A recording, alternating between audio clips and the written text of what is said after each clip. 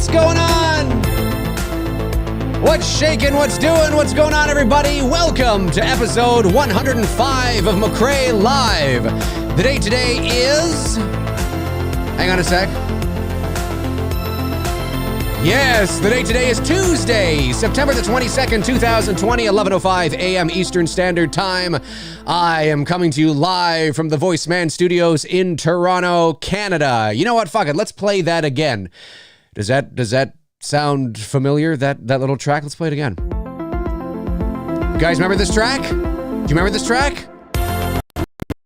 It's a fucking shit show.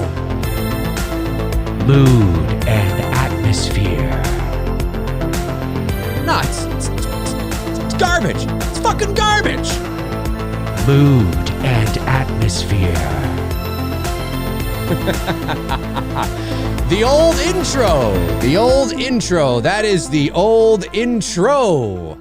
I love that track. I haven't played that track in a while. Let's do it one more time. No, let's not do it. Let's not do it one more time. Maybe we will. I don't know what's going on. Listen, there were a couple of ideas that I had rolling around in my brain for today's show.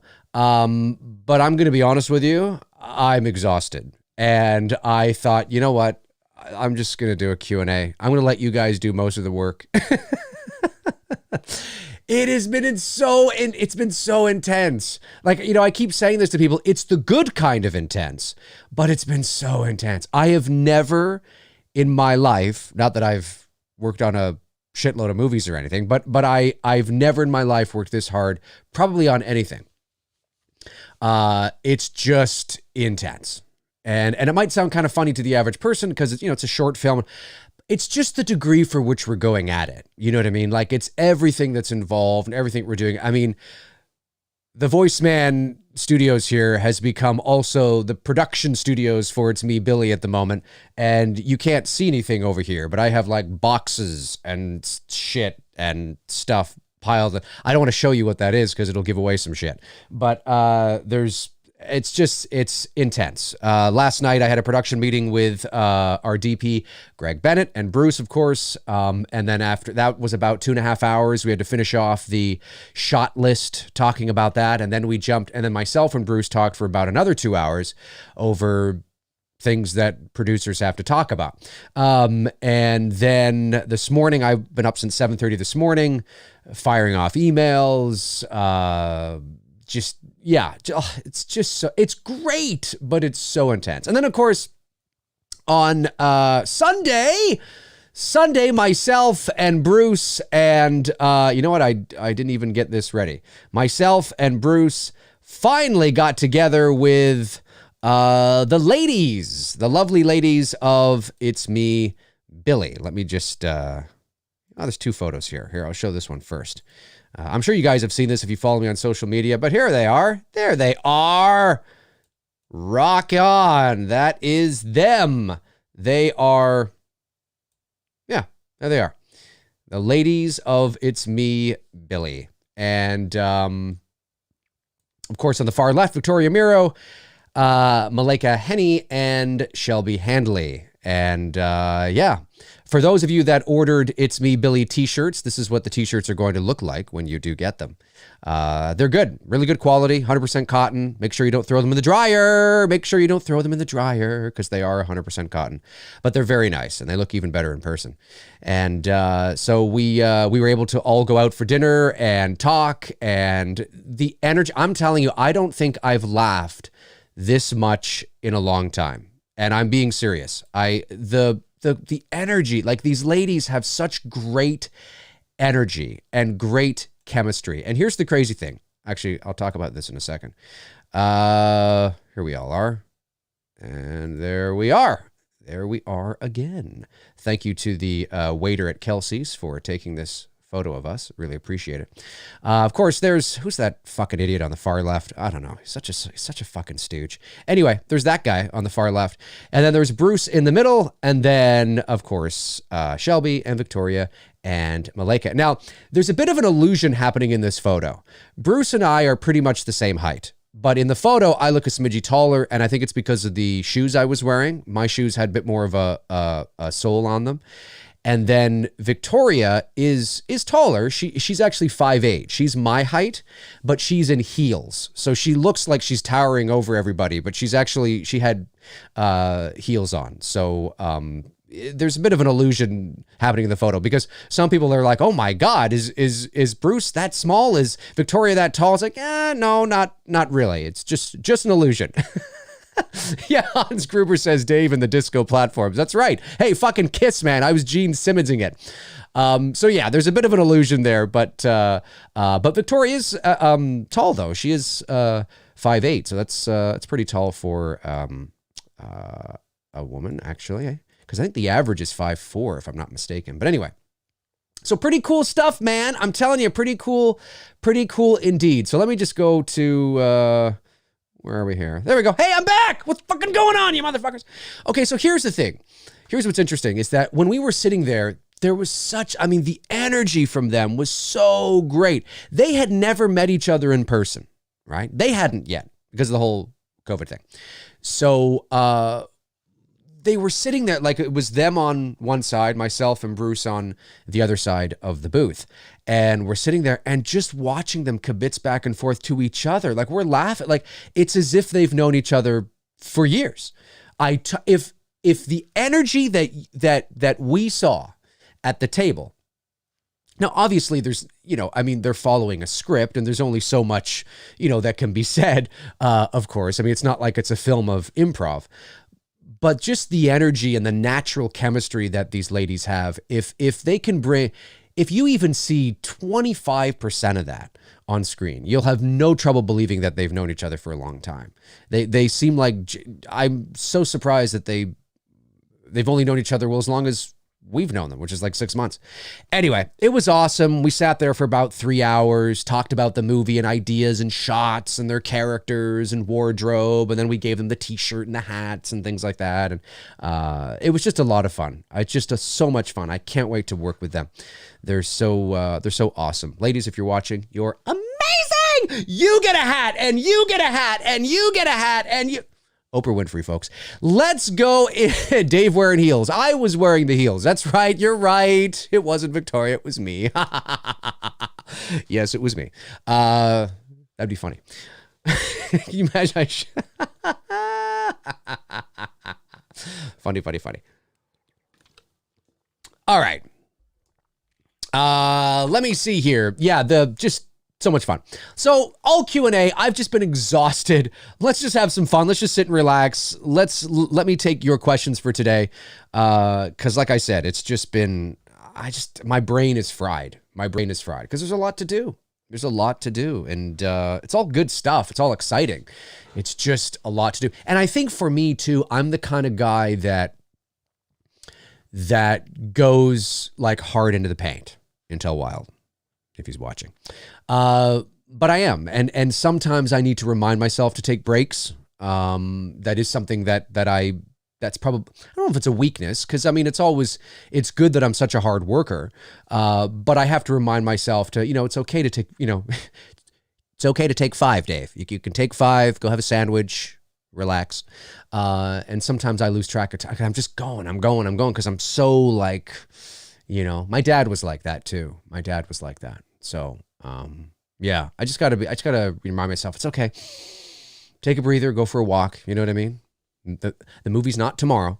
But it is coming fast, man. 2 months. Ladies and gentlemen, 2 months. If the thing with COVID doesn't spiral out of control like crazy, there's been some spikes here in Canada and in Ontario over the last couple of weeks. But if things, if it doesn't get too crazy, we're 2 months away from production. The artisan, excuse me, says, finally got to watch the Child's Play remake and I wasn't impressed at all. Yeah, I didn't mind it. I guess I go into a lot of these movies with just, I don't know, no expectations or realistic expectations. I don't know. I agree. Couldn't care less if they ever made another one, but it is what it is. Josh McGrath says, Dave, how important is Laurie? Oh, here we go. Until while I saw it come in. Josh McGrath says, Dave, how important is Laurie to the Halloween franchise? And do you think Halloween as we know it should always end with Laurie? Like you said a number of times, fate is what brought them together. Well, I mean, look, if Halloween had gotten things right, if there weren't too many cooks in the kitchen, right? If there wasn't all this retconning and backtracking and no, how about this? No, how about this? No. Essentially, if there wasn't, if the franchise was not filled with incompetence, I don't think people would be as sick of Laurie Strode and that storyline as they are. But I think the reason why a lot of people are sick and tired of it is primarily because, they've just, you had Laurie end with Halloween 2. She's not in 4 and 5. But wait, she's in H2O. Oh, then she dies in Resurrection. Oh, but now she's back again. And people they're just kind of sick of that. I think more people, even if they don't realize it consciously, I think really it's just it's the tug of war. It's the being pulled over here and then pulled over here and then pulled over here and then pulled back here and then asking to forget about this, but this is canon but no, that's not this. And people are just fucking done with that. They're just like, fucking stop. Like, just fucking stop with that shit. And unfortunately, the character of Laurie Strode happens to be collateral damage. How about this Laurie Strode? No, how about this Laurie Strode? No, how about this Laurie Strode? Oh, Laurie Strode died in a car accident. No, she didn't. How about, it's like, fuck. Enough of Laurie Strode. And I think that's what people are really, at the end of the day, sick of. But if you try to remove that emotional kind of, side of it, and you look at just the story, how it was birthed, the character of Laurie is incredibly important to the story of Michael Myers. Now, of course, that story evolved. But if you are going back to the original intent of the character, which is what the 2018 film does and did, Laurie is integral to that. She really is. Because when you watch the original film, it's all about that. That first movie is its own thing, right? And she has an arc. The character of Laurie has an arc in that movie, which is complete, by the way. The arc has a beginning, a middle, and an end. But if you were to continue it, I think she is important. I think when you go back and you remove all the blah that the series became and you go back to what the fundamental, as you always hear me say these things, but it's true, the fundamental foundation of the birth of the character in the series, it's Rocky Balboa and Adrian. That's what it is. You know what I mean? So it is important. The problem is that these things have a shelf life. Not a problem, but the problem is that a lot of people don't recognize this, is that there is a shelf life here. And so, you can't just go on indefinitely. It has to have a beginning, a middle, and an end. It has to come to its natural conclusion. And that's where people run into problems. But if you're asking me to forget that all the others existed and pretend that this is like a Halloween 2, then yeah, she's important to that. She absolutely is, but it's hard for people to wrap their minds around because we've been so saturated with being tugged and tugged and tugged and tugged. And this is canon. That's not canon. This is canon. No, it's not. How about this? What about this? It's just like, fuck, it's exhausting. It's absolutely exhausting. So those are my thoughts. Intel Wild sends in a super chat, hard into the paint or go home, McRae. Yeah, Intel. I am a real American. I'm not really, I'm Canadian, but I'm just going to do it because it's all Hogan's theme. I fight for the rights of every man. I'm dating myself. Frank Riker said harder into the paint. Harder into the paint. Frank, my man. Oh, I see, because he's, I get it now. You sent in 501. Ooh, do I hear 502? Do I hear 502, anybody? 502. Intel says 5. Frank Riker says 501. Do we get a 502? 502, 502. You get this bottle of water here. Half drank. I'll send it to you. Dalton B says, Dave, are you excited for any release from Ari Aster? I know you enjoyed Hereditary. How did you like Midsummer? Well, I got to see what he's doing at the moment. What is he doing at the moment? Is he in pre-production? I mean, there's not a lot going on right now. Aster, is he in pre-production on something? What's he doing? No, there's nothing on his IMDb. Yes, I mean, anytime Ari Aster is going to do a movie, I'm going to pay attention because I thought Hereditary was fantastic. I thought it was probably one of the best psychological horror thrillers of the last decade for sure. Now, it is an acquired taste. It's a it's a cerebral film. It's not a brain fart popcorn, movie. I mean, you're not watching The Grudge here. So it does take a certain level of there are layers to the movie, and I like that kind of shit. And I like that horror is evolving into that. I mean, it's always existed, but we're seeing more and more of that. Horror is maturing, and I like that because nothing scares you more than what's in here, right? So yeah, and then I loved Hereditary. Midsommar. I didn't like it as much as Hereditary. I liked, like, anytime I watch a movie that has to do with cults or things, it's creepy as fuck, and it's really cool. But I had trouble. I'd have to watch the movie again, but there was few moments in the movie where I had trouble believing the characters would make the decisions they did. And I think that's where it's kind of like, not quite as A Quiet Place, not quite as much as A Quiet Place, I should say.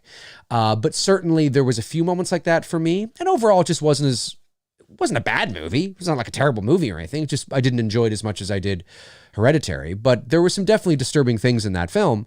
And so anything Ari Aster does, I'm down. Like, I'm game. It doesn't really appear that he's not in pre-production or development on anything at the moment, at least not as a director, at least not according to IMDb. But I'm down. I'm totally down. Yep, for sure. And I was going to say something. I forgot now. It'll come to me. Intel Wild says 502 from Intel Wild, 503 from Frank Riker. This could go on all show, folks. You guys are hilarious. I love you guys. It's awesome. Will Arnwine could be both ways, actually. Depends. Here goes my VO side of me. You said the Halloween sequels don't matter to you. I'm curious, if no sequels were made, do you think, well, hang on. Okay, so I'll read this. You said the Halloween sequels don't matter to you. Well, which sequels are you talking about? Halloween sequels in general? Or the new sequels that are coming out? The older sequels? I'm curious, if no sequels were made, do you think Michael Myers would be as big as he is? And would you be as big as a fan as you are? Well, that's a really good question. So let me try to I'll address the second part of it while I wait to see if you address the first part. Do I think he would be as big as he was? Probably not, because no, probably not. Because there would have been one movie. That movie would have cemented itself into pop culture to a degree, because at the time it became the highest grossing independent film of all time.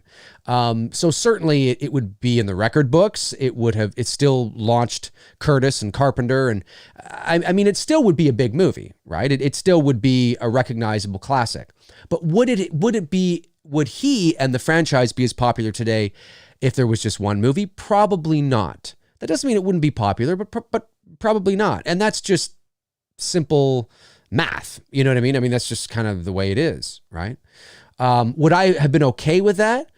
Well, it's out of sight, out of mind, right? Like, there are a lot of people that ask, if such and such and such and such was such and such and such and such, do you think that such and such and such and such would be such and such and such and such? And I'm kind of like, well, if I don't know that if it never existed, I don't know what I'm missing, right? So it's kind of like, I don't know. Like, some people have asked me, and fair, and it makes sense, can you imagine if this pandemic happened 25 years ago, like when I was in high school? And, my God, like, what would we do? There's no social media, there's no this, there's no that. And my response to them was, well, we would survive. We would just, we wouldn't know, like, because social media doesn't exist and it's never existed and we've never been privy to it or chatting on phones and all this stuff and the ease of access to information, we wouldn't know we'd be missing anything. So we wouldn't feel the withdrawal or the frustration of not being able to go online or do these shows or because it doesn't exist. You know, I mean, there are things right now that are going to come down the pipe in the next 30 years that we'll never be able to imagine existing without. There's things that are going to happen 30 years from now or 20 years from now, even before that probably, where we'll get to that point and like 10 years, we'll be like, wow. But do we miss it right now? No, because it doesn't exist yet. So we don't know what we're missing, right? We don't, you know, we don't know. So when it comes to movies, it's kind of like, I feel sort of the same way. I would not have known there would be no sequels, so I wouldn't necessarily miss him or miss it. Maybe I always would have, maybe there would have been a part, and this sometimes happens, right? It would have been like, oh, I wish they would have made a sequel, but you kind of go, oh, that's too bad, and you move on. It's like Alita Battle Angel. I loved Alita Battle Angel. I thought it was great. Really doesn't feel like a Robert Rodriguez movie. I'm a little stunned that I don't know if there's a little bit of Tobe Hooper Spielberg poltergeist thing going on there with James Cameron. I don't know. I'm just saying it doesn't feel like Robert Rodriguez at all. But nonetheless, I love that movie. I thought it was great. And so much so that I really want to see a sequel to it. Well, if they never make a sequel to it, it'll be one of those things like, that's too bad, you know? But I'm not going to be like, because there are no, I don't know what I'm missing. It doesn't exist. So, yeah, that's kind of how I feel about that. Now, did you at me? You don't have to send me a super chat. Did you at me at all clarifying? I don't think you. Oh, just sequels in general. There you go. Thanks, Will. Okay, so yeah, you say here, you said the Halloween sequels don't matter to you. Well, what I mean by that, look, I mean, there are some people that would argue that I'm not a fan of the Halloween franchise because I dislike more sequels than I like. And I don't share that same thought. I am a huge fan of the Halloween franchise because I'm talking about the property itself. I love Michael Myers. I will watch a behind the scenes documentary that's 5 hours long on the making of Halloween 5 like that any day. Because I'm a filmmaker. So I love watching the production. I love seeing what they got wrong, why they got it wrong, what they got right, why they got it right, learning about all the logistics and the technicalities that go into making this movie and learning about the franchise, the good and the bad, right? You got to take both. But that doesn't mean that, you know, if you're a fan of the Star Wars franchise, right? That doesn't mean you have to like every single movie. That doesn't mean at all. And that doesn't mean you can't shit on certain films and call things out. And as long as, like I always, and I know I'm theatrical on this channel, but if you've been following me along long enough, you should know that I always do my best to come at it from informed opinions, right? I always tell you why I don't like something. I don't just say it's dog shit. I mean, I do say that. But if you were to ask me, explain yourself why you think it is, I can do it like that. And I've done it many, many, many times on this channel where I will go into detail of why I do, you know, and you may not agree, but at least I come at it from that perspective, right? I absolutely am a fan of the franchise because I always want the next movie to be great.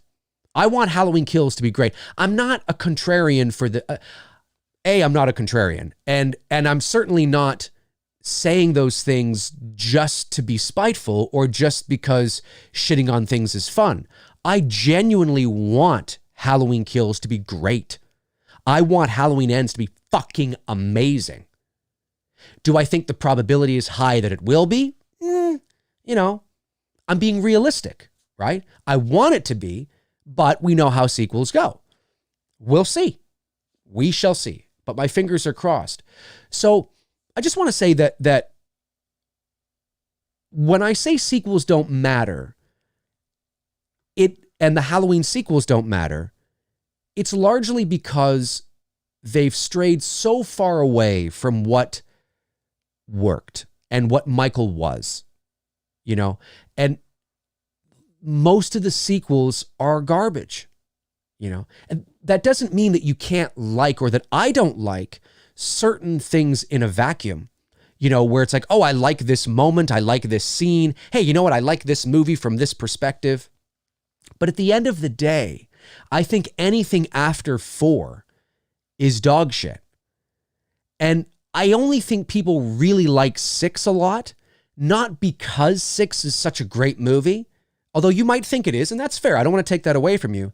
But I largely think it's because 5 was so awful, right? So you have, and I don't think 4 is necessarily spectacular either, but 5 is so awful that it makes the ones on either side of it look, now 4 is better than 5 and 6 is better than 5. I think we can agree on that, even objectively.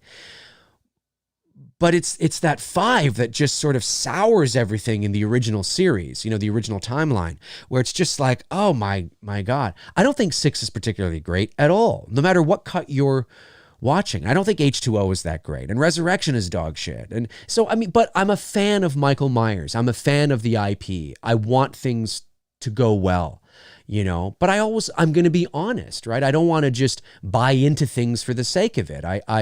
I'm going to be honest with how I feel.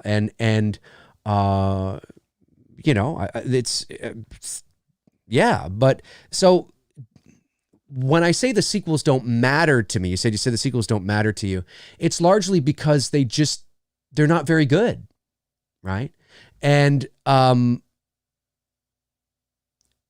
I think the story has been told. When you look at the original Halloween, I don't ever feel like there's more to tell. When it comes to the Halloween series, I don't feel you can keep it going, but the story had a beginning, a middle, and an end in that first movie, and certainly that first and second movie. So now everything's just sort of extending it for the sake of it. And I feel complete. So if they never made a Halloween sequel ever again, I wouldn't care, not because I'm not a fan, but because I am a fan. And I'm not saying that if you want sequels, you're not a fan. I'm just saying, for me, I care about quality over quantity. And I always have. And so that's what I mean by that. I'll always watch it because I want it to be good. But that's what I mean by large. I don't care about them because they don't do anything for me that makes the original better. I've never seen a Halloween sequel outside of 2, even though I don't like the brother-sister arc and I thought it was unnecessary. But outside of 2, because it did feel like it was one movie with 2 separate parts, I don't ever watch 4 or 5 or 6 or H2O and feel that it's making the original better, or it's giving me this new perspective on the original, or I'm like, oh, wow. No. The original's the original. You know what I mean? And then everything else is just kind of there. It's just kind of existing, floating like dog poo in a pool at the time. But that's what I mean, right? But I like Halloween 4. I do like 4. 4 is probably the only one I like in the original series outside of the first 2. I do like 4. 5 I don't like. 6 I like better than 5, but that's not a very high bar. And like I said, 6 is I've gone through this ad nauseum. So but that's what I mean. That's what I mean. It's not like I hate sequels or I don't think Halloween sequels could matter. They could matter. But it just largely the story's been told already. So, yeah. Thank you very much for the question. Really appreciate it. David versus Goliath says, do you see Kills being delayed another time? I don't see theaters being at full capacity anytime soon. We could be in the same spot a year from now. I really hope not. It's too early to tell what's going to happen with Halloween Kills. If the movie theaters are open this time next year, then I think Kills will likely make its way into the theater. But it depends. It's still too early to tell where we're going to go. It's too early. I don't know. I'm not sure. I think it's 50-50 at the moment. Darren Sands, my man Darren. Midsummer is fucked up. Yeah, it is. It's pretty fucked up. Frank Riker, 503, slammed into the paint. Goomba Johnny says, Dave, I was watching some deep fakes yesterday. Do you know anyone who does them? And could you do one with the OG mask in H4? How awesome would that be? I don't know anybody who does them. I don't know how to do it. So I can't do it myself, at least not at the moment. I've often thought that. I'm actually surprised that there hasn't been one yet. So if anybody out there is watching and you guys want to do deepfake shit, deepfake an original Michael Myers mask on Michael Myers in Halloween 4. David Lee Barron sends in a super chat, says, Dear Your Majesty, how did the Mulan experiment go? Did it do damage to the movie-going experience? Will movie theaters cease to exist, like you said? Joking on the last one. Well, the Mulan experiment was largely a failure.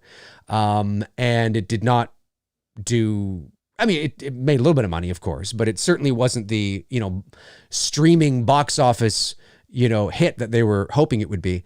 Did it do damage to I don't think it did damage to the movie-going experience. I don't think so. I just think people are afraid to go to the movie theater.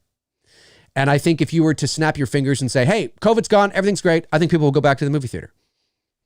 I think there's just a lot of people that are very apprehensive. Very apprehensive. I got now again, but it depends on where you are as well. There was a question the other day.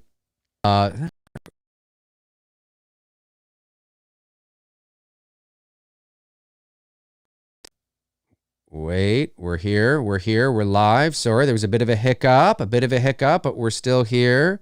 Come on, YouTube. Don't be a fucking pain in the ass. Come on, YouTube. Don't be a little bitch. Anyway, we're here. Somebody said, how come you guys aren't wearing masks in your photo? And I said, well, I hadn't responded, and I might, but the reason for that, if you're watching and you were wondering how come you're not wearing masks in the photo, is for a couple of reasons. You have to remember we're here in Canada, and the situation in Canada is not as grave or as dire as it is south of the border and in some places overseas. We are a very large country, but a very sparse population. The population of Canada is about 38, 40 million people. That's like the population of California. And of course, we're the second largest country, landmass, in the world. So we're very sparsely populated. Now, there are very, very dense areas like Toronto and Vancouver and Montreal. And so we're doing better. Now, there have been some spikes over the last couple of weeks. But for all intents and purposes, in the big picture, we're doing better than a lot of other places, certainly because of the States. We're in phase 3. So restaurants and bars are open. You have to wear masks when you go inside, right? Which we all did. But when we were seated at a table, obviously to eat, we have to take the masks off. And so we're sitting there having a conversation as we're eating. We just stood up, moved over here like this, and had a photo taken without the masks. And then as we're leaving, we're required to put them on and whatnot. It's very strange, and it almost seems counterproductive in a way. But that's sort of kind of it's very strange. There's a lot of very strange rules and regulations. You can sweat profusely at the gym, but you can't do this, or you can do this, but you can't do this. And we're all kind of like, it's just a shit show. But we're following the rules and regulations that are set in place. I think it's important to be vigilant, but I don't think it's important to be, you don't want to be paranoid. I'm healthy. Bruce is healthy. The girls are healthy. I think one of them, I forget which one, had a test actually the week prior or something like that. Might have been Malika that had a test, I think. We are all getting tested, obviously, leading up to the production as well. So, it's just, and some provinces are different than others. Some states are different than others. I mean, obviously, if you live in California or in New York, it can be, but if you live somewhere else where, it's very region specific. You know what I mean? I forget how I got on that. What the hell were we talking about here? I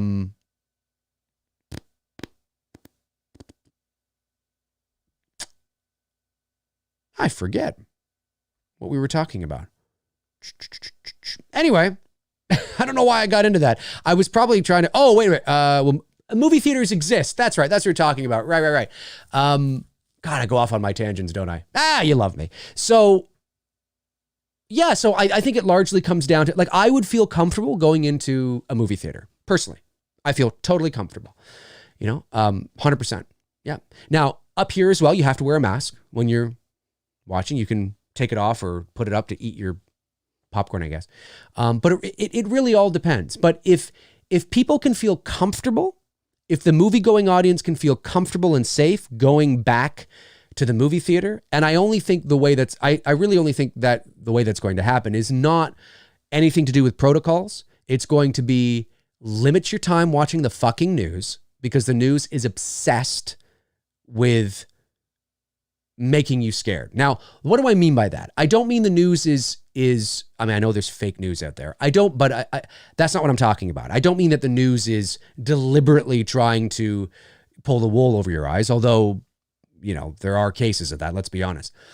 But we largely live in a world, and again, I'm not talking about anything conspiratorial. I mean this in a serious sense. We largely live in a world where many people are in the business of creating news, not necessarily covering it, especially when you're in the 24-hour news cycle. Years and years and years ago, you'd watch the news at 6 o'clock and 11 o'clock, and that was it. There was no 24-hour news channel. Well, now they have to keep it going. Right? There's 24 hours they have to fill. So there's all these people and experts and interviews and COVID-19 next. It's just, and if you're sitting there watching it like this all day or on your phone, it can have real effects on the human psyche. It really, really can. Depression is up, suicide is up, the fear is up. I think it's about balance, be informed, be aware of what the situation is, and then tune out for the rest of the fucking day. Don't be there doing this and tune out, or choose a time where you look to get your information, and then that's it. And I think that's important too. But I think at the end of the day, what is really going to curve this and allow people to go back to the movie theater, or make people feel comfortable in going to the movie theater, is not any regulations or precautions that any movie theater has taken. That'll get some people back. But I think on a mass scale, it's going to be, there's a vaccine, here it is. Or it's going to be, hey, herd immunity has happened. Everybody's been infected, not a big deal anymore. That's really it, because people are very scared, and I think it's about balance. There's nuance. It's not black and white, right? It's you're obviously more susceptible if you're older, and so we have to. It's just about balance. It's about balance. But no, I don't think people are going to go back until they feel.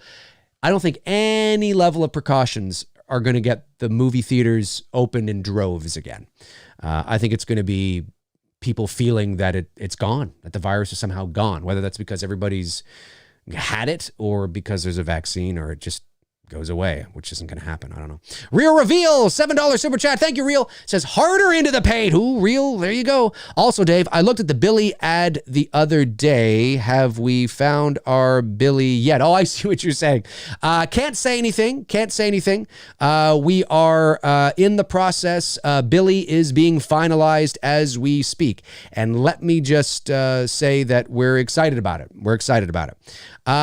David Lee Barron says, $9.99 super chat. Thank you very much, David. Says, Dear Piche, people argue so much over which Spider-Man actor is most accurate. But if the Spider-Man character was actually accurate, then he would be shooting web from the anus instead of... That's funny. That is funny, David. That's funny. Well, I'm not familiar with the comics, so I don't know which actor is more accurate. I thought Tobey Maguire was fine. I thought Andrew Garfield was fine. I thought Tom Holland was fine. But see, you might know better than me, David, because your favorite movie of all time, if I'm not mistaken, is the original Spider-Man from 2002. I think that was you. So, you're like, you're hard in the paint. They were all fine to me, but I like your little joke. That is very true. That is very, very true. Let me see here. Gary Rangel sends in a super chat. Thank you very much, Gary. Says, Dave, you said some movies were supposed to be a one-off, but which movies always had potential to become a franchise from the start? You mean just movies in general, or do you mean like the big three? I think any movie... I think the important thing, like, it all depends on the genre. Horror movies obviously always have that potential if you're going to make your killer keep going. I think I'm always of the mind that, like, for example, with the original Halloween, it does end in a way where you can tell more. Because it's like, where did he go? What happened? Oh my God. And humor me here for a second, folks, because I know I've said this many times, but it's so important. I think people, because a lot of us, myself included, because I was born in 79, have grown up in the sequel era. And for many of you, not myself, but for many of you, it was the Halloween sequels that you saw first before you saw the original. So you've never lived in a world where there hasn't been a sequel. And when you watch the original film, you realize because you know there are sequels, the original film looks like it's setting up a sequel. And you watch that because you know there's a Halloween 2. You've never lived in a world where there wasn't a Halloween 2. And back in 1978, 79, 80, it's not like the information about the original intent and what it's all about was really out there in the ways that it is now because of the ease of access to information. So, you know, it does look, and it is, I mean, for all intents and purposes, it does set up a sequel. But that's why I like to remind people that, because I find it so fascinating and interesting. He's not gone to set up a sequel. He's gone to bring the moral and the message of the movie full circle. That is the end. He is gone. Where? I don't know. You hear his breathing and then you see all the places he was. That's the end of the story. That's the end of the movie. That's how they used to make movies like that, kids. That's what it was like, you know? Sequels were they really took off in the 80s. Sequels, were not a big thing. They were, I mean, obviously there were sequels in the 70s, but it still wasn't even a big thing, huge thing in the 70s. You know, there were some, of course, but a sequel it just wasn't it's a full story in and of itself. So I don't know. I just find that interesting. And I think in terms of movies, some movies are supposed to be one-off, but which movies always had potential to become a franchise? Well, they all do, I think. I think they all do. For me, it just comes down to, is there more of the story to tell? You know, is there more to tell? And what's your end game? You know, and are we moving towards something, or are we just seeing how far we can go, which is largely the case with horror franchises? How far can we go until we just aren't making money anymore? And that's what they do. They want to make as much money as fast as they can, and they don't care about quality. It's all about quantity. I think every story has the potential to be extended. Every story has the potential to be extended, and extended well.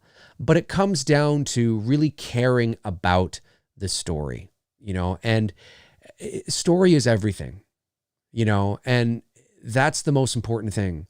That's where the focus should be, right? The script has to be great, you know, and unfortunately we largely live in a world where the vast majority, story is not the most important thing. If you can have a serviceable story, but it's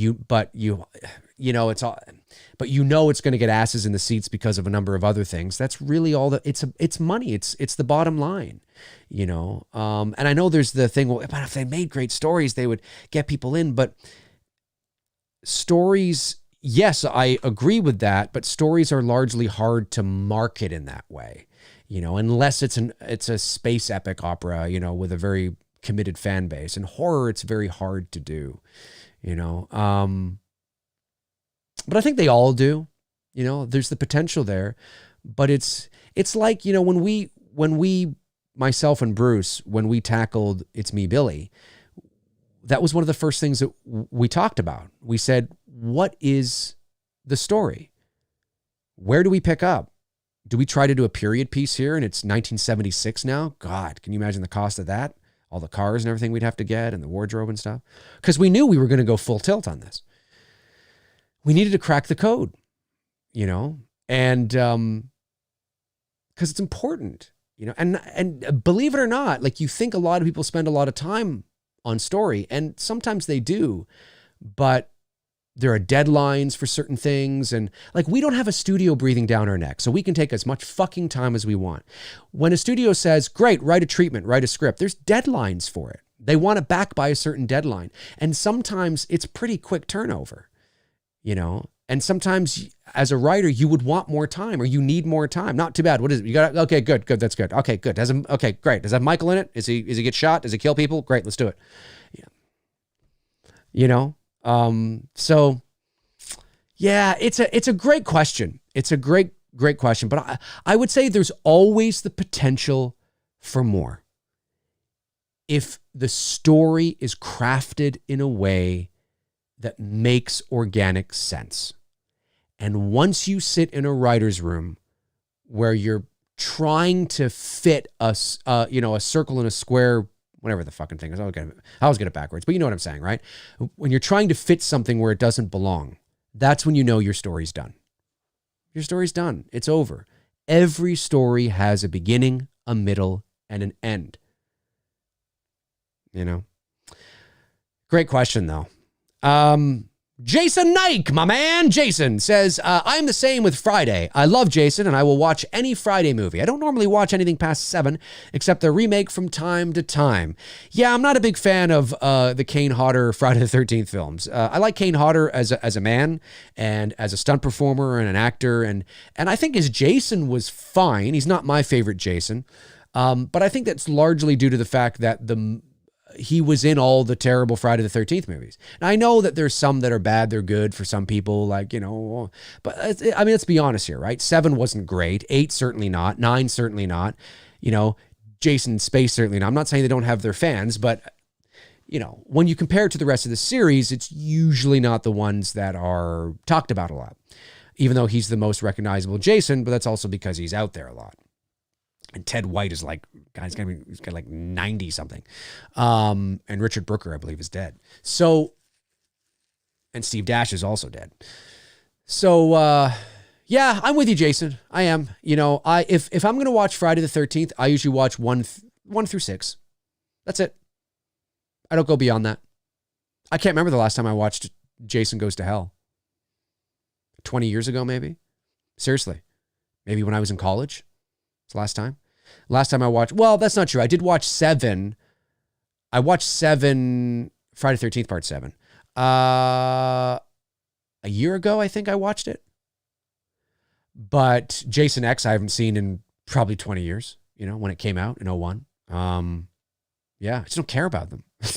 Why do I watch movies I don't like? I just don't care. Let me see. Tabitha Short is here. Tabitha, how are you, my dear? I hope you are doing well. Let's move on here. Oh, geez, I got to catch up here. Catch up.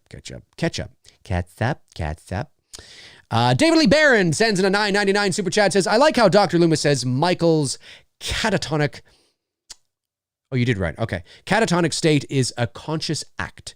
It ties into what Dr. Sartain said. He's aware he can speak. He just chooses not to. For me, this adds mystique of Michael. Where did Dr. Loomis say that? Are you referring to the TV version? Because I don't believe he says that. I think you're talking about the TV version in the reshoots, right? For the 1980, 81, somewhere around there, NBC release of Halloween, because I don't believe Dr. Loomis says anything about that in the original Halloween, the theatrical cut. Let me know, David, if that's what you're referring to, because I think that's what you're referring to. Just give me like a quick yes, because I think he talks about it in the meeting room there, if I'm not mistaken. Or if anybody else knows, just give me a quick yes. I think that's where it is. I'll just say this. A Gypsy Warrior says, Steve Dash is dead. He is. Yeah, he died a few years ago. I'll just say this. In regards to what you're saying there. Yes, it's cool. You know, in its own way. Evil Alex says yes. Okay. Yeah. There's a lot of things in the TV cut. Like, I like that scene, actually. And I like the scene where he is in Michael's room and of course says that, you think you fooled him, haven't you, Michael? But not me. I love that line. And you know I love that line.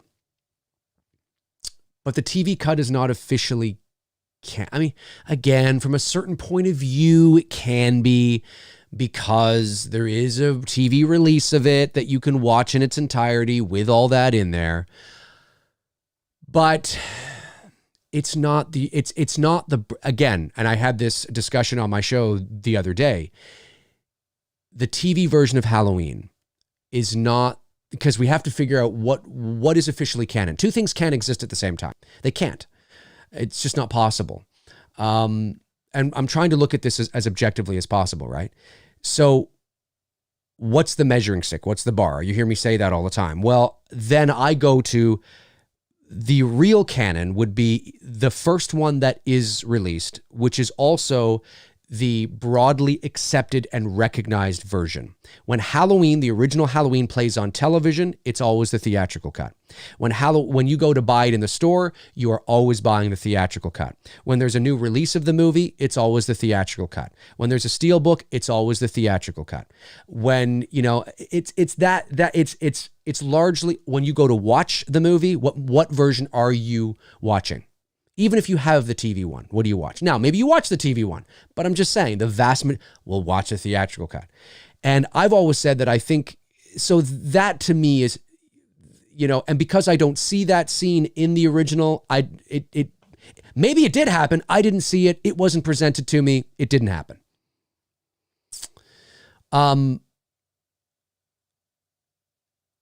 So, and the reason is because everything we need to know about Michael is said in that speech with Dr. Loomis. And you've heard me say it. I say it 1,000 times. It's true.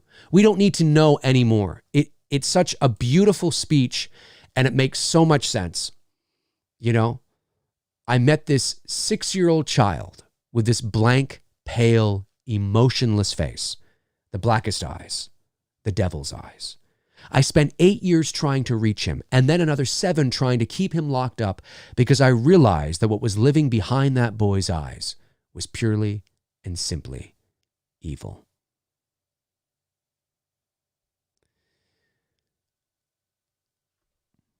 What else do you need to know? There's also the other line. I spent 8 years trying to, no reason, no conscience, no understanding, even the most rudimentary sense of life or death, good or evil, right or wrong. I forgot that part of it. That's in there too. Even that part, you know, no understanding, and even the most rudimentary sense of life or death, good or evil, right or wrong. I mean, that right there is that's all we need to know, you know?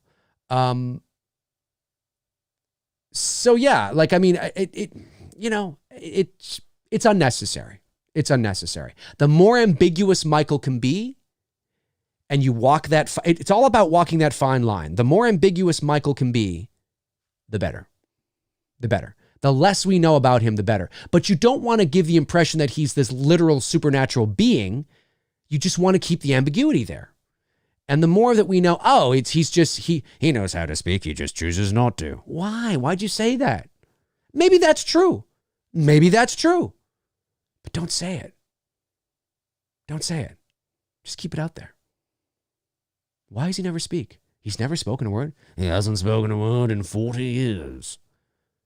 Wow. Why do you think that is? I don't know. Isn't that better? I don't know.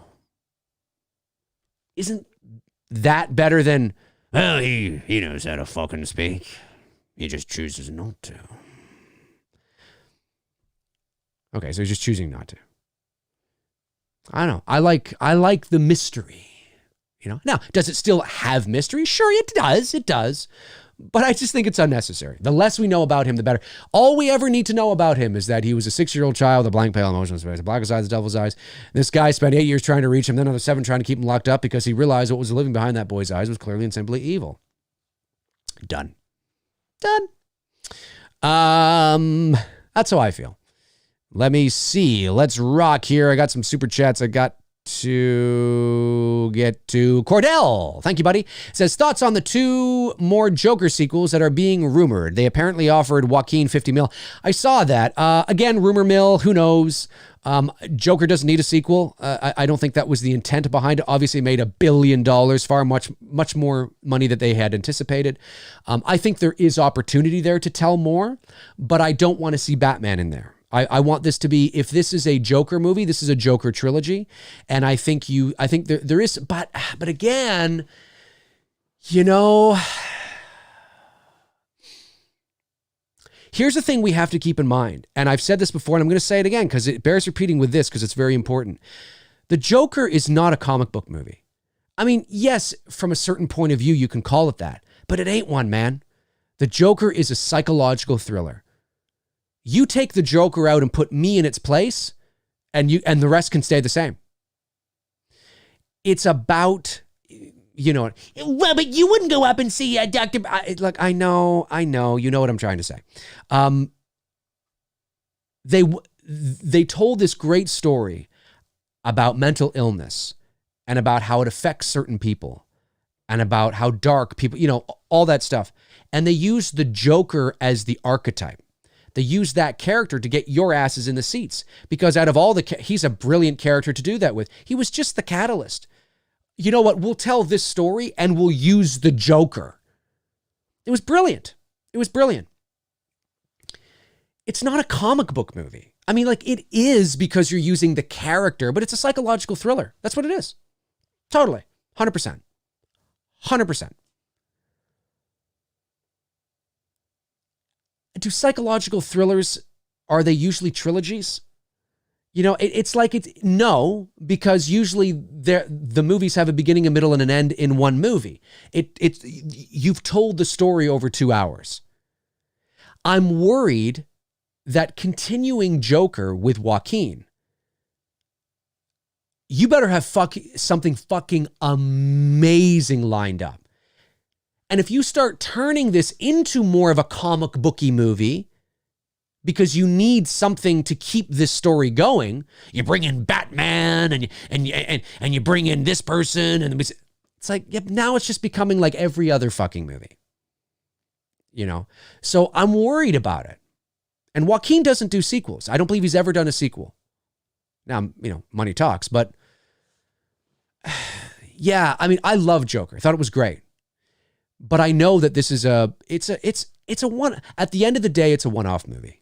It's a one-off movie, but I know it's hard for people to accept because universes have been ingrained into your consciousness, that everything needs to be fucking connected and that you need more and more and more and more and more. It's just a one-off movie. The problem is that DC should have been doing this from the beginning. That's what they should have done. They should have not been trying to copy Marvel. The fucking bonehead dumbbells over at Warner Brothers should not have been doing that. Should not have been doing that. Who cares what Marvel is doing? And I think it's hard for people to disconnect themselves emotionally from the DCEU and Joker, you know, and this new Batman. And it feels messy. It feels messy. It feels like, no, they should be connected. They should make sense. So it's streamlined and it's polished and you know what I mean? I hear you. It feels messy. Like, what? So you have this and it feels disjointed and I don't know what I can get attached to and how I feel, because people love continuity. They like a linear story being told that they can invest emotionally in and become really attached to. And Warner Brothers is going, how about this one? How about this one? How about this one? How about this one? It's like, it doesn't mean anything anymore. It becomes meaningless. You know, you have isolated cool shit. Well, that's what they should have been doing. Can you imagine if the DCEU was building now? It started with Joker. You got Matt Reeves' Batman. And then you have like this Superman thing coming out or whatever, or, you know, anyway. I'm worried. Yeah. I don't know where you go. I'm worried that if you go on with 2 more movies, you're just going to turn it into you know. But if you do move forward, I don't want Batman in there. Stick to Joker. There's definitely more you can tell with him. Oh, 100%. Just because there is more you can tell doesn't mean you do it, because sometimes less is more. It's much stronger if you don't do it. But theoretically, could you tell more with Joaquin Phoenix Joker? Yeah, of course. 100%. But the movie's got such a great ending. You know, was it all in his head? Was it not? Was some of it? Was all of it? You don't need to go on. You don't need to do that. I was disappointed when Stephen King wrote a Shining sequel. Now, I know I haven't seen Doctor Sleep yet. I know people are saying it's great. I'm just saying I remember being disappointed by it. Thinking, so they're going to do a Doctor Sleep, a Shining 3 now? Yeah. You have to be very, very careful with what you do. Very careful. Can it be done? It can. But that would be my worry. I thought Joker was a great standalone. And yeah, just leave it at that. Just leave it at that. It's a great movie. It works so well because you forget that you're watching like Batman Joker. That's why it doesn't need a sequel. Because although you do see Bruce Wayne as a little boy in the movie and Thomas Wayne is a big thing, and it feels so standalone. It just feels so like, I'm not thinking of Batman when I'm watching it. I'm not thinking he's that Joker. You know, I'm just thinking it works so well as this story about this clown, you know, who calls himself Joker. It just works. There's so many other wonderful things firing on all cylinders in that movie that have nothing to do with Batman, you know, or that Joker, you know. I just don't want that ruined. That's how I feel. Let me see here. Mystery Emoji Film says, Dave, what's your favorite second tier slasher franchise and why? Leprechaun, Candyman, Puppet Master, Wishmaster, Hellraiser, or Hatchet? Out of those, probably Candyman, but I really only like the first movie. Farewell to the Flesh, I wasn't a big fan of. So I'm looking forward to seeing this one, this remake. Really looking forward to seeing it because I think there's a lot of potential there. So, and you know, it's funny. I see what you're saying. Yeah. Okay. Yeah. That's what I think. David Lee Barron says, have you seen Sam Raimi's Spider-Man 2.1? It was officially released. It has extra scenes that really add to the richness of the story of the movie. I don't think I have. Maybe I can't remember. I cannot remember. Let me see here. Gypsy Warrior says, Dave, Zack Snyder is the savior of DC. Maybe. I'm not a big Zack Snyder fan. Now, when I say that, I don't hate the guy or anything, but I've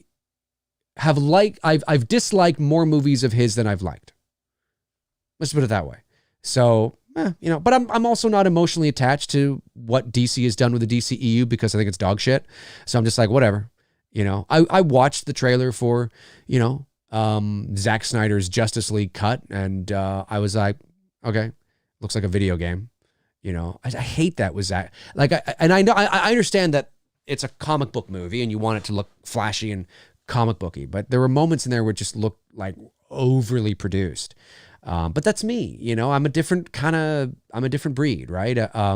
I know there are people out there that were having orgasms every 6 seconds watching that. And I celebrate, I celebrate that. I'm glad that you find that, but, I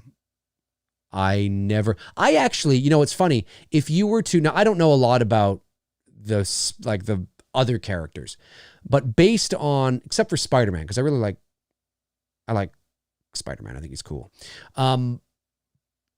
But I probably fancy myself more of a DC guy. I think I would. I like Batman and I like Superman, Wonder Woman. I probably am more of a DC guy. If I ever was to get into it, I would probably be more into DC stuff. It's kind of how I feel, but I don't know. Who the hell knows, ladies and gentlemen? Let's scroll down here. Did I miss any super chats? There are some. 1 second. Here we go. Intel Wild, my man, Intel Wild says, Dave, you mentioned that you might do another Indiegogo campaign for 2 weeks short run if you need a little more money for It's Me Billy. Any update on that? Oh yeah, no, that wouldn't be until that probably wouldn't be till after the production, after we shoot the movie and we start moving into post-production. So that probably wouldn't be until if we can shoot the movie at the end of November, it probably wouldn't be till like early next year, January, February, or something like that. And it's not even a guarantee, but it's just sometimes productions will do that because sometimes when you do eventually go to camera, obviously there are things that you do not foresee that sometimes you gotta, pay extra for that was not in the budget and all that kind of stuff. It happens. It does happen. So sometimes, you run another little short campaign like Vincent DeSanti did for Never Hike in the Snow, and he did fantastic. He raised like 30 grand. It was unbelievable. To help sort of the production out as they move into, the distribution and all that kind of jazz. And it's a good idea. Whether we'll need to do it, I'm not sure yet. I think it's a little early to tell whether we'll need to do it, but it's entirely possible. It's entirely possible. But you guys will know. You guys will definitely know for sure. Okay, I don't think I missed any other super chats. Oh, I did. Oh, Frank Riker, my man. Thank you, Frank, for doing what you do.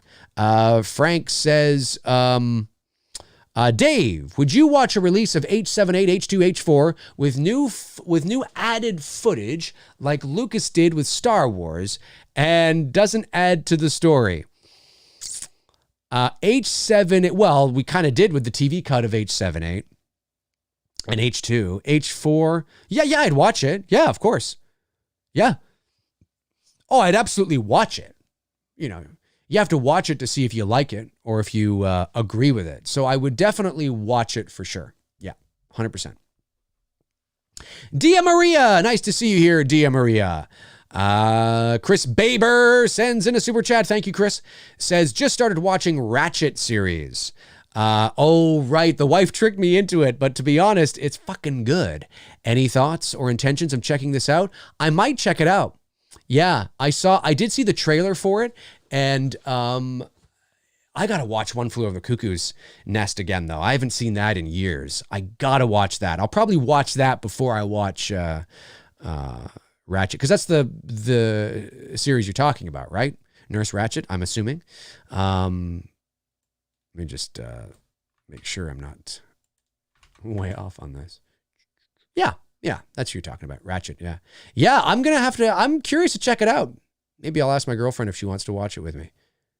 Or at least watch one episode, kind of see how we feel about it. We're always kind of trying to find little things to watch together.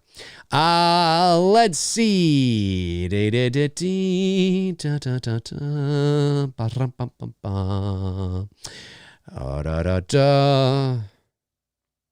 DMT Infinity says, Dave, if the only first Chucky movie existed and you made the official sequel, how would you have continued the story? Oh, man.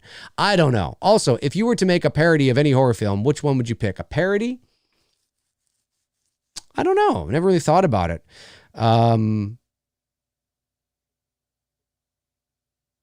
Halloween. Do a parody of Halloween. I think that'd be funny. Why not? Chucky story. I have no idea. I don't dislike Chucky 2, so Child's Play 2, I mean, so there you go. I think that's right. Yeah, I'm not really sure, buddy. I'm not really sure. It's sometimes they're loaded questions, kind of, and I'm like, I don't really know. I'm not really sure. Okay.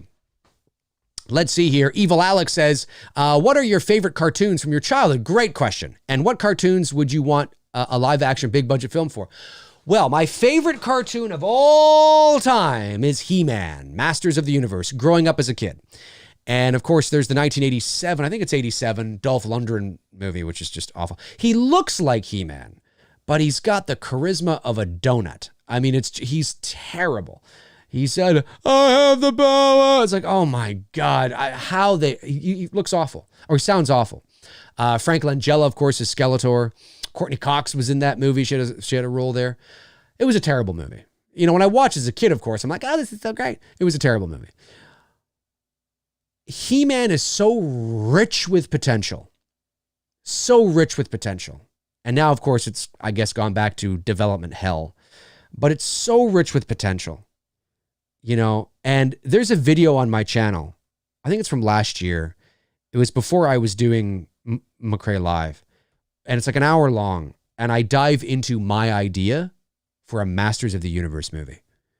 And check it out if you care to. Just type in Dave McRae, Masters of the Universe or something, and it'll pop up. That's what I want to see. Like full on, like nothing like Skeletor has the potential to be one of the greatest cinematic villains in history. And that's not hyperbole. I'm dead fucking serious about that. Skeletor, you make him like dark, like Emperor kind of dark, you know, where it's like, I don't mean Emperor dark where he's going good. I don't mean like that. I just mean that like that imposing, that presence, that fear, you know, like Skeletor has this, and you make them like, you make him big, like you not fucking, but you make him big. Like you get Skeletor, and the kid they got to be He-Man in this reboot, I'm like, fuck no. You need a fucking bodybuilder. You need somebody who's 6'3", 260 pounds. That's what you need. You need fucking like, and not The Rock. I don't want The Rock as He-Man, but I'm just saying that's the size of guy you want. Yes. It's He-Man, not He-Boy. It's fucking, you know, and Skeletor, the same thing. I want Skeletor to be like 6'5", you know, 280, you know, but not like, but proportional, you know, not like this, you know, where he's kind of, I don't mean like that. And same with He-Man. I don't mean he's got to be like this, but just like you look at them, you're like, yeah, those are big fucking dudes. You know, like imagine Skeletor like that. With like the blue and these, you know, and shit, like, yeah, and he's 6'5", you know, and he walks into a room and he's got that long staff, you know, and he's got like the, fuck yes, yes. I don't want fucking some pretty boy playing Skeletor or He-Man. There's so much potential to create like a universe that is like, and it takes itself seriously. Like when you watch the movie, you're not, oh, this is a little, you know, no, it's not self-aware at all. Now, can you do that with He-Man? I don't know. But I'm telling you, that's what I want to see. I want to see a fucking legit He-Man. And I don't want, you know, Chris Hemsworth as He-Man. He's not big enough. He's not big enough to be Hulk Hogan. I thought that was a terrible fucking casting idea. Unless Chris Hemsworth is putting on 100 pounds of muscle. Do you know how big Hulk Hogan was?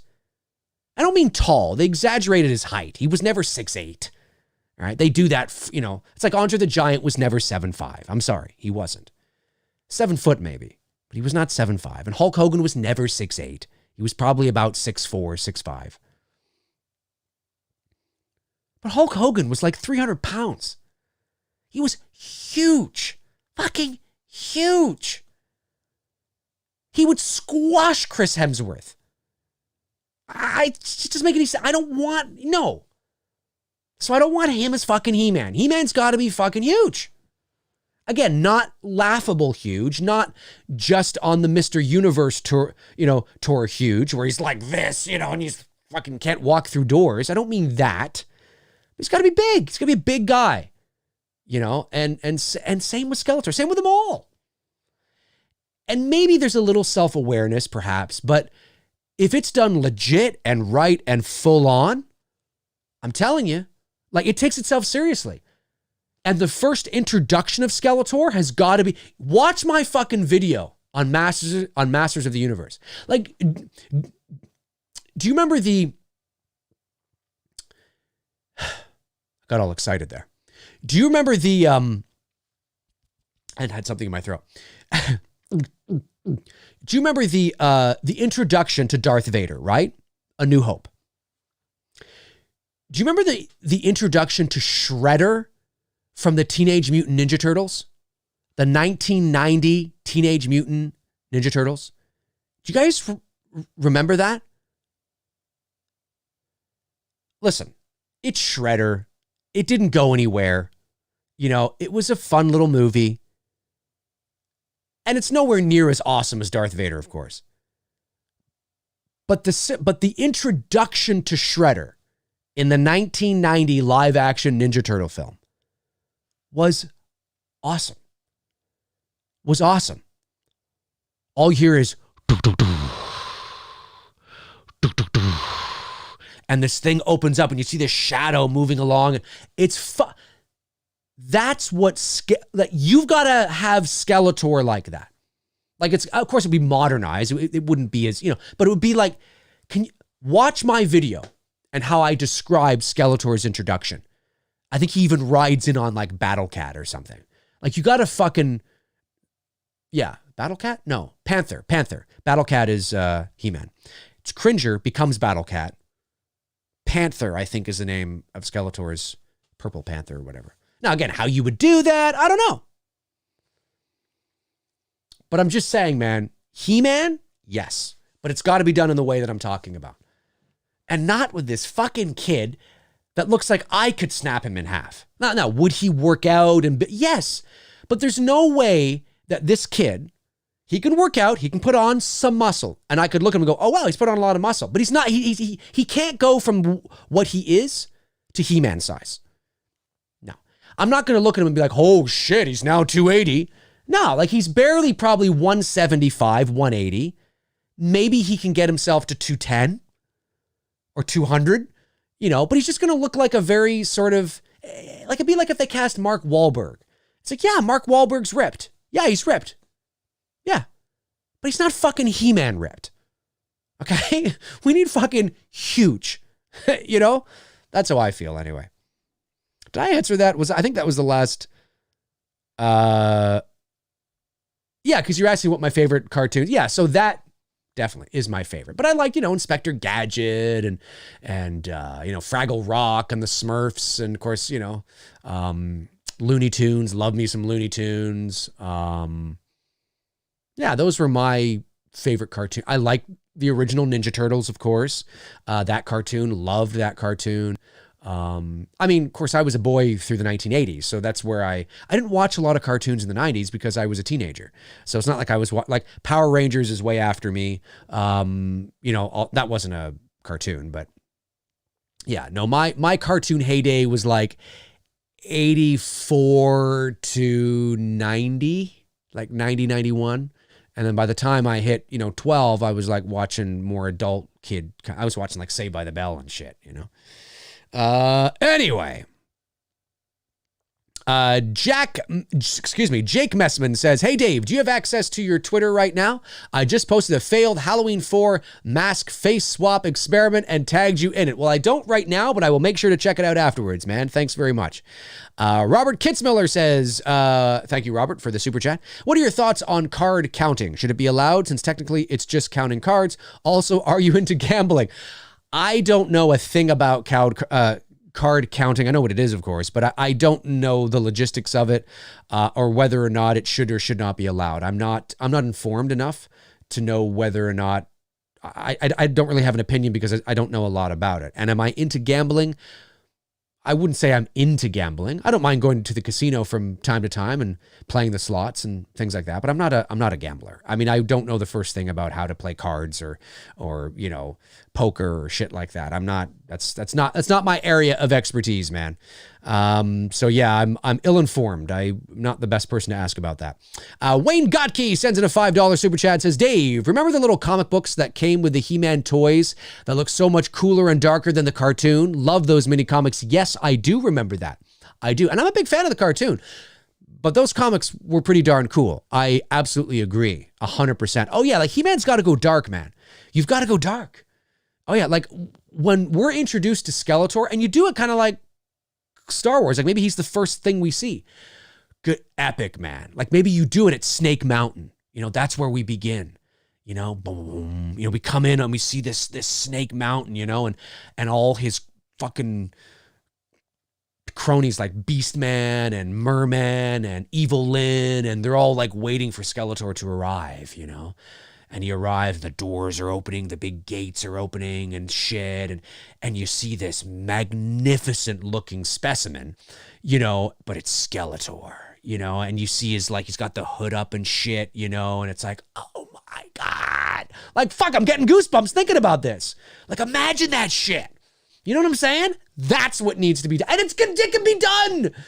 Now, whether it can make money is the problem. And this is sort of, I think, what the studios have run into trouble with is finding, to do this right, we're going to have to spend, it's going to be like a $150 million film.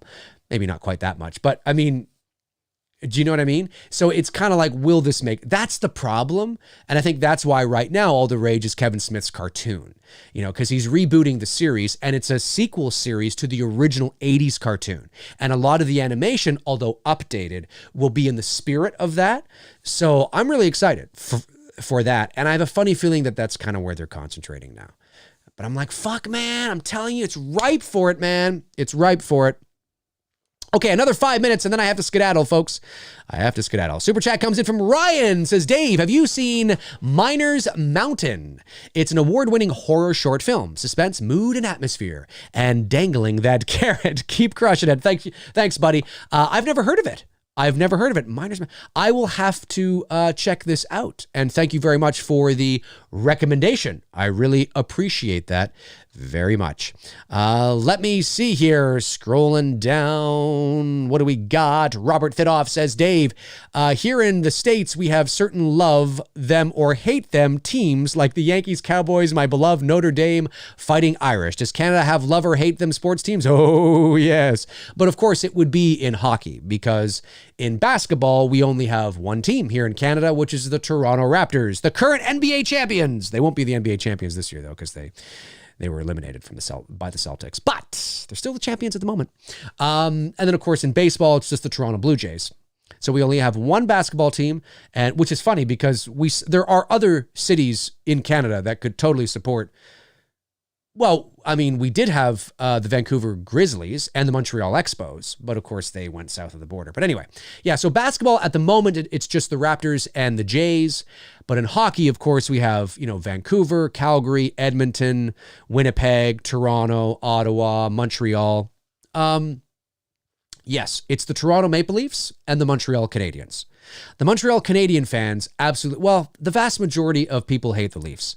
And I can understand it, but it's overblown. It's lame. It's chintzy and it's lame. They make fun of Toronto because they haven't won a Stanley Cup since 1967. And that is a long time. It's one of the biggest droughts in professional sports. And there's, anyway. Yeah, people love to hate the Leafs. Like the Toronto Maple Leafs and the Montreal Canadiens are the Boston Red Sox and the New York Yankees of the NHL. Because not just because people love to hate them, but also because they're the original teams, right? And so there are many parallels between those four teams in terms of their respective sports. But yeah, up here it's definitely the Leafs and the Canadiens, 100%. Let me see. Super chat from Jeff Harris. Thanks, buddy. Says, I believe you missed my super chat. If not my bad. Oh, Jeff, you might be right. Let me go back here, Jeff. Let me scroll back. How long ago was it, Jeff? Oh, let's scroll back and see. I don't see it. Oh, there's Jeff Harris. I did not answer it, Jeff. Thank you so much for reminding me. Appreciate that, buddy. Jeff says, personally, I don't want a Joker sequel. How about One Flew Over the Cuckoo's Nest? How about One Flew Over the Cuckoo's Nest style with Arthur in Arkham? I saw that idea with some of the fan base. Only want a sequel if it's smart. Well, I mean, yeah, but where are we going with it? Like, that's the kind of thing where it's like, it's almost like you would want that as your first movie, and then you would want Joker as your second movie. Do you know what I mean? It sort of feels like we're going backwards in that regard. I like the principle of what you're talking about, but having a Arthur in Arkham and he's just there and so it's just all about him being there. It almost feels like we should reverse that, and that should be the first one, and then the second one is his realization and coming to be, But I'm with you though. I don't want a sequel. I don't think it's. I don't think it was. I don't think the narrative. I mean, yes, you could tell more. But that wasn't the style and the intent of the ending. And anyway, yeah, I'm with you though, man. It's got to be smart if they do it. It's got to be smart. Definitely. Super chat from Gary Rango says, for Dave and his channel and the chat room, thank you very much. Gary, really, really appreciate that. Very, very much. Aaron Zukowski says, Dave, did you like the Thundercats cartoon? Oh, Thundercats. Yeah, that's a good one. Transformers too? Yeah, I forgot about that. I wasn't into Thundercats or Transformers in the same ways I was He-Man though. So that's why I think I probably left them off my list. I like them. G.I. Joe as well. G.I. Joe. Like G.I. Joe too. But I was more into the G.I. Joe and Thundercats toys than I was ever the cartoons. I watched the cartoons, but I wasn't as invested as I was when it came to He-Man. Let me see here. Evil Alex says Zack Snyder would be great for a He-Man film. And Cavill as He-Man too. Cavill's not big enough. His visuals and epic dark style would fit. Cavill's big. He's bigger than Chris Hemsworth, so that's good. But I think he's got to be bigger. I think He-Man's got, like with what I'm imagining like the 80s cartoon brought to live action. But not as like, you know, but it's done like, I'm trying to think of somebody that would be He-Man. Like let me just go here. Okay. Just see. Here's what I'm thinking. Like, this is what I'm thinking for He-Man. I think it's got to be somebody. It's got to be somebody who. Okay. So, it's got to be somebody.